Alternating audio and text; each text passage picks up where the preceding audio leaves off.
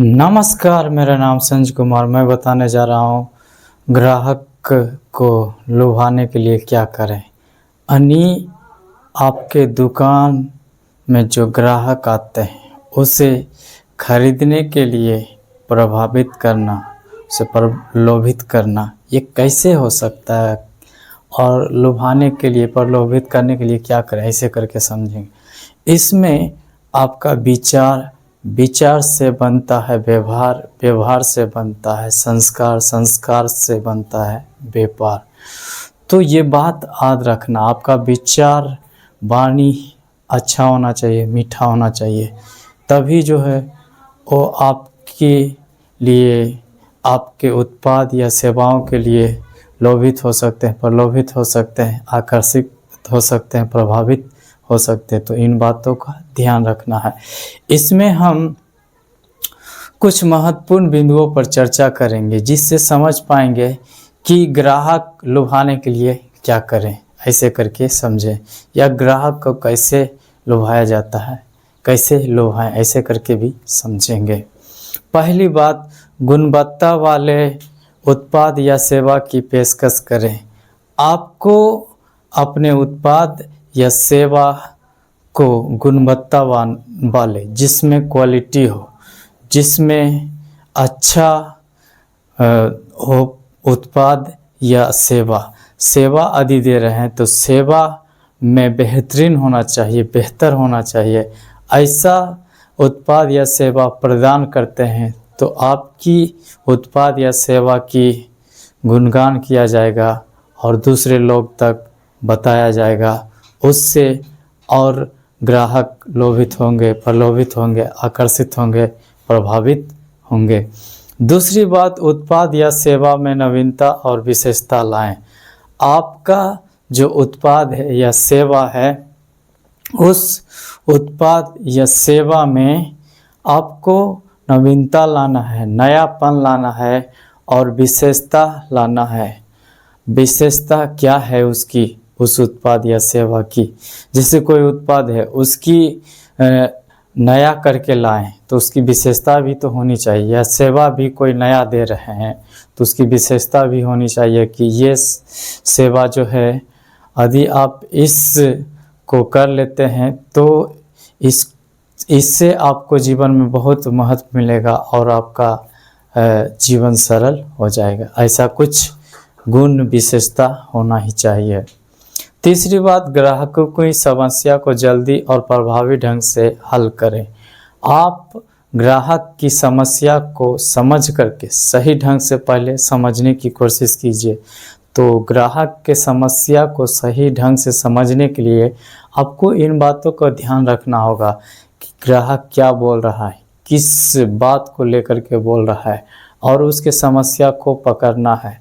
और पकड़ने के बाद फिर उस समस्या को जल्दी समाधान करने की कोशिश करना है, क्योंकि जो व्यक्ति ग्राहक के समस्या को जल्दी समाधान करते हैं, जल्दी हल ढूंढ निकालते हैं और प्रभावी ढंग से करते हैं, तो उससे भी ग्राहक लोभित होते हैं, प्रलोभित होते हैं और वो खुद आने के लिए लगातार आने वाला कस्टमर बन जाते हैं, ग्राहक बन जाते हैं और दूसरों को भी रेफरेंस देते हैं। ये होता है, तो इससे ज़्यादा ध्यान देनी चाहिए।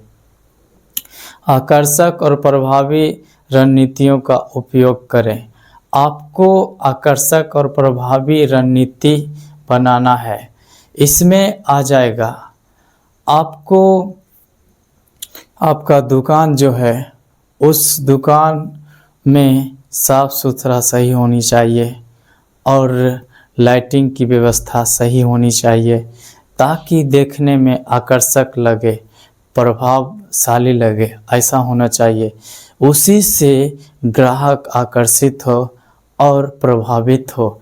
ऐसा करेंगे तो ज़रूर प्रभावित होगा और ग्राहक के मन में होता है कि यहाँ पर जो साफ़ सुथरा सफाई है तो अच्छा से ही सब कुछ होता होगा, इस प्रकार की भावना होता है। इसे समझने के लिए मैं स्कूल का एक उदाहरण देता हूँ, जो कि अच्छा से बना हुआ था, मतलब देखने में सुंदर लगता था, सुंदरता था, रौनक था, ऐसा था तो उसमें ज़्यादा बच्चा जो अभिभावक होते हैं वो सब ज़्यादा बच्चा को भेजते थे पढ़ाई करने के लिए। और उसके बाद उस स्कूल के हेडमास्टर ने क्या किए हैं, गुण में यानी विशेषता में सुधार किए हैं। जो मतलब पढ़ाई पहले सही से नहीं होता था, उस पढ़ाई में सुधार किए हैं। बच्चों को फीडबैक लेना, गार्जियन से फीडबैक लेना, इस प्रकार के काम किए हैं तो उसमें ज़्यादा बच्चा आने लगा। ये हुआ तो अब वैसे ही हम लोग को भी करना, अपने दुकान में भी कस्टमर से फीडबैक ले सकते हैं, प्रतिक्रिया ले सकते हैं। 5वीं बात, वफादारी कार्यक्रम। कभी कभी आप अपना दुकान के लिए या जो सेवा प्रदान कर रहे हैं तो उसी स्थान पर आप प्रभावी कार्यक्रम करें। वफादारी कार्यक्रम करने से क्या होगा कि आप वहाँ पर कोई ऑफर्स दे देते हैं, उससे वो जो ग्राहक लेता है और अगली बार फिर लेने के लिए आएगा, क्योंकि छूट देने के बाद, ऑफर देने के बाद वो ज़्यादा आकर्षित होते हैं, लोभित होते हैं, प्रलोभित होते हैं। तो इसलिए ऐसा करनी चाहिए। 6ठी बात, ग्राहक आकर्षित होने वाले छूट दें। ग्राहक आकर्षित और ज़्यादा विशेष छूट पर होता है। मतलब जो प्राइस बताया गया है, रेट बताया गया, उसमें कुछ यदि ग्राहक के मन मुताबिक छूट मिल जाता है कुछ भी, तो ज़रूर लेने का चांस हो जाता है, खरीदने का चांस बढ़ जाता है। यह होता है तो वैसा नीति भी हम लोग को अपनानी चाहिए, ताकि हमारा ग्राहक हमसे व्यवहार करने के बाद, अच्छा से बातचीत करने के बाद सामान लेने के लिए अवश्य चाहे, ऐसा करनी चाहिए। 7वीं बात, प्रतिक्रिया लें। फिर आपको ग्राहक से प्रतिक्रिया लेना है। जिसके पास आप अपना उत्पाद बेच रहे हैं, सामान बेच रहे हैं या सेवा दे रहे हैं, उससे प्रतिक्रिया लें तो उससे क्या होगा, आपको और सुधार करने का मौका मिल जाएगा। जैसे कि उत्पाद में कुछ गड़बड़ी है या आपके सेवा में कुछ कमी है, तो उससे ये पता चलेगा कि हाँ, मुझे ये कमी बताया, इसमें सुधार करने की ज़रूरत है और बेहतर से बेहतर देने की कोशिश कीजिए उसमें। 8वीं बात, सामुदायिक भागीदारी। स्थानीय लोगों से जुड़े रहने की कोशिश करें और उनसे व्यवहार सही ढंग से करें, तब जो है ज़्यादा मेहनत फिर करने की ज़रूरत नहीं पड़ेगा, बल्कि आपका प्रचार स्थानीय लोगों से जुड़ाव होने के चलते से अधिक हो जाएगा। सामुदायिक भागीदारी इसी को कहते हैं कि आप जो समाज के लोग हैं, आप अपने जान पहचान के लोगों से बातचीत कीजिए, इस प्रकार के काम है, और उन लोगों को सही उत्पाद, सही सेवा प्रदान कीजिए तो रेफरेंस आपको ज़्यादा मिलेगा, ज़्यादा कस्टमर, ग्राहक आपके पास आएगा, ज़्यादा ग्राहक लोभित होगा आपके दुकान की ओर, प्रलोभित होगा आपकी दुकान की ओर। इन बातों का ध्यान रखना है। 9वीं बात, ग्राहकों को व्यक्तिगत अनुभव प्रदान करें। ग्राहकों को ऐसा महसूस कराएं कि उसे लगे मैं अपना दुकान पर हूँ, मैं अपने आदमी से सामान ले रहा हूँ।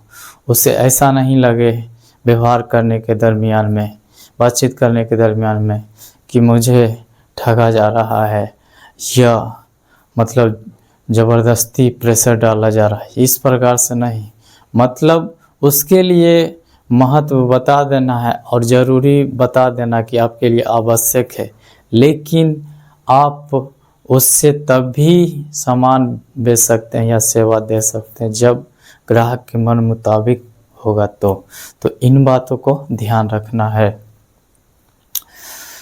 10वीं बात, व्यवसाय में पारदर्शिता और ईमानदारी बनाए रखें।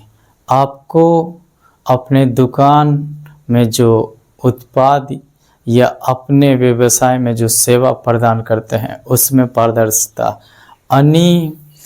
प्रामाणिकता होनी चाहिए। उसके लिए क्या होता है, जैसे कि जो मार्केट में चल रहा है, जो बाज़ार में चल रहा है वही प्राइस रेट लिया जाना चाहिए। उससे अधिक लेते हैं तो ग्राहक की नज़र में आप गिर जाते हैं और बोला जाता है कि वो दुकानदार या वो संस्थान ठगने का काम करता है, ज़्यादा पैसा लेता है, ज़्यादा रुपया लेता है, इस प्रकार से बोला जाता है। तो पारदर्शिता आपको मतलब स्पष्ट और सटीक रखना है उत्पाद या सेवा को, और उसमें फिर ईमानदारी रखना है। इसमें कहा जाता है कि सबसे पहले ईमानदारी, उसके बाद दुकानदारी। मतलब ईमानदारी आपको पहले रखना, पहले स्थान पर, फिर दुकानदारी करना है। तब जो है आपको फिर सोचने की ज़रूरत नहीं पड़ेगा कि मतलब ऐसा नीति अपनाते हैं तो आपके पास इतना ग्राहक आएगा कि संभाल नहीं पाएंगे, ये बातें होता है। तो ये थी 10 महत्वपूर्ण बातें जिससे समझ पाए हैं कि ग्राहक लुभाने के लिए क्या करें, ग्राहक को कैसे लुभाएं, ग्राहक को प्रलोभित अपनी ओर कैसे करें। इन बातों को समझे हैं और ये 10 महत्वपूर्ण बातें एक दुकानदार के लिए, एक सेवा प्रदान करने वाले के लिए, संस्थान वालों के लिए बहुत ही महत्वपूर्ण है, ताकि वो अपने उत्पाद या सेवा को बेहतर से बेहतर करके लोगों में प्रदान करने की क्षमता हो, योग्यता हो। तो उससे ग्राहक आपका बना रहेगा और लंबे समय तक आपका ग्राहक बना रहेगा और दूसरे ग्राहक को भी लाएगा स्वयं वही। तो खुद ब खुद रेफरेंस का बात बन जाता है तो फिर सोचना नहीं पड़ता है, हमेशा आगे ही बढ़ते रहता, कभी नीचे जाता ही नहीं, ये बातें पाया जाता। तो ऐसा करने के लिए कोशिश कीजिए, इससे आप अपने जीवन में अनुसरण कीजिए, तब आपके संस्थान, दुकान सही से चलेगा और आगे बढ़ता ही जाएगा। तो मैं उम्मीद करता हूँ ये वीडियो आप लोग को अच्छा लगा होगा।